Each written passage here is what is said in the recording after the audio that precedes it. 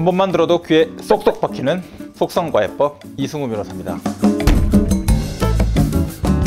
누구나 언제든지 연루될 수 있는 사건이 바로 폭행 사건이죠. 아무리 사소한 사건이라도 제대로 처리하는 거 이거 생각보다 쉽지가 않습니다. 합의금 제대로 받지도 못하는 그런 일이 발생될 수가 있죠. 자, 그런 부분 방지할 수 있도록 제대로 알려드리겠습니다.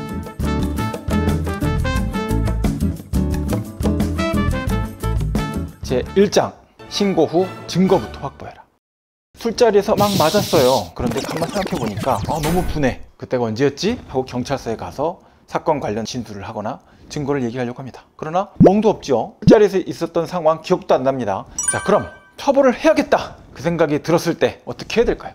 즉시 신고를 해야 됩니다. 그 자리에 있었던 목격자들 다 확보를 해야 되고 해당되는 CCTV 확보해야 그 내용 관련해서 폭행 상황을 확실하게 확인할 수 있는 상태로 사건을 정리할 수가 있는 거죠. 3-4명한테 내가 막 폭행을 당했어요 라고 하는데 3-4명이 그대로 다 인정해 줄 리가 없잖아요. 또 합의금도 많이 줘야 되는 상황이 될 테니까 계속 거짓말 하거나 내가 언제 그랬어? 당신이 언제 그런 거 봤어? 증거 있어? 근본적으로 서로 바라보는 관점이 다릅니다. 객관적인 증거가 없으면 없었던 것과 똑같다. 교통사고 현장이라면 블랙박스, 폭행 사건이라면 주변에 있었던 CCTV를 반드시 확보하셔야 됩니다. 별표 10개. 자, 방범용 CCTV는 한 달 동안 보존이 됩니다. 근데 일반인한테는 그것은 공개해주는 정보가 아니에요. 그러니까 경찰에게 신고를 하셔서 경찰관을 통해서 CCTV를 바로 확보하시기 바랍니다.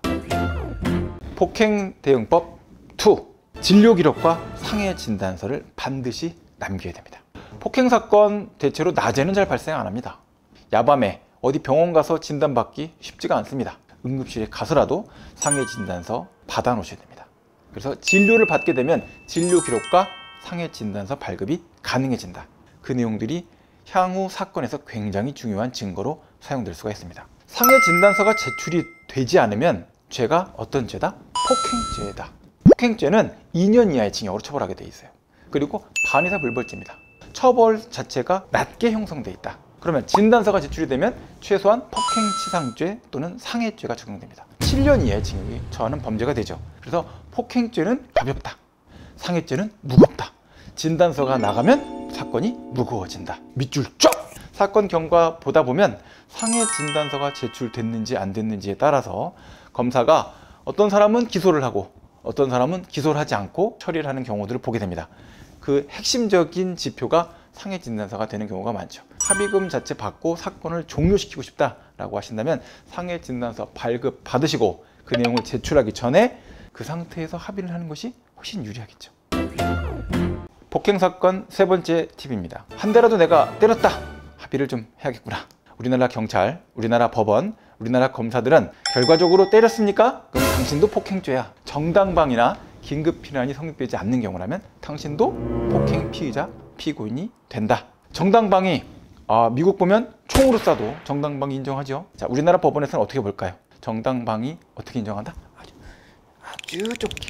집에 들어온 강도, 절도 이거에 대해서 제압하려고 빨래, 건조대로 때린 거 그 건에 대해서도 실질적으로 모든 유죄 책임을 다 인정을 했어요. 그 정도로 우리나라는 정당방위 거의 인정하지 않습니다. 자, 대표적인 정당방위 기준이라는 것은 4가지를 기억하시면 됩니다. 내 행동이 소극적 방어 행위여야 된다. 그리고 먼저 내가 폭력을 행사하지 않았어야 된다. 그리고 맞는 도중에 내가 대항하기 위해서 소극적인 저항 행위로서 폭력이 행사됐어야 된다. 도발하지 않았어야 됩니다. 들어와봐, 쳐봐 하고서 들어오니까 쳤다. 이거는 정당방위가 아니에요. 반격이에요. 가해자보다 더 심한 폭력을 행사하는 것도 안 된다. 억울하지만 적당한 선에서 합의는 하셔야 된다. 4번째 팁입니다. 폭행 상황에 휘말렸다면 감정에 따라 행동한다? 절대 하면 안 된다. 친구가 맞고 있다? 나도 이거 아니다. 같이 공격하고 반격하면 안 됩니다. 그러면 때린다고 그냥 계속 맞기만 해야 되나요? 아닙니다. 상대방을 제압하는 행동도 저는 정당방위로 볼 수 있는 부분이 있으니까 상대방의 손을 붙잡는다든지 몸을 끌어안는다든지 하는 소극적인 행위로 나가는 것까지는 괜찮습니다. 근데 가장 큰 문제가 되는 거, 주변에 있는 물건을 집어드는 거죠. 물건을 집어들어서 사람을 향해서 휘두른다, 위협적인 행위를 한다, 특수협박, 특수폭행을 구성할 수가 있어요. 특수는 훨씬 크게 처벌받는 형사처벌 규정을 적용받게 되는 거죠. 싸워서 이기는 것이 능사가 아니다.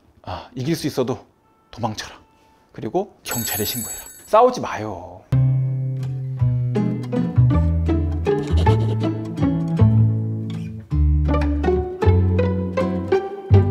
오늘 상황별로 4가지 폭행과 관련된 대응법을 알아봤습니다.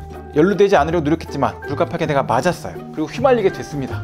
그렇다면 적극적인 행위보다는 소극적으로 상황을 말리고 종료시켜 나가려는 행동 하시는 것이 바람직하다. 다음 시간에도 요점만 쏙쏙 뽑아서 준비해서 돌아오겠습니다. 지금까지 법무법인 법승 형사법 전문 변호사 이승우였습니다. 감사합니다.